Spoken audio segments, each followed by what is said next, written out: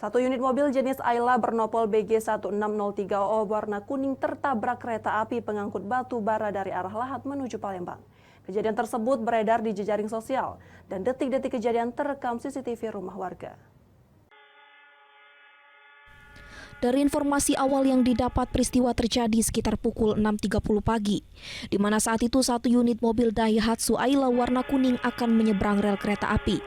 Namun tanpa disadari datang kereta api bermuatan batu bara dari arah Lahat menuju Palembang. Dari video CCTV warga terlihat kereta langsung menabrak bagian depan kendaraan yang terlihat ragu-ragu, tepat berhenti di jalur kereta hingga terseret dan terpental. Diketahui mobil yang dikemudikan Oktaviani warga Sukabangun, Kota Palembang ini melaju dari arah Hotel Melio menuju Tungkal.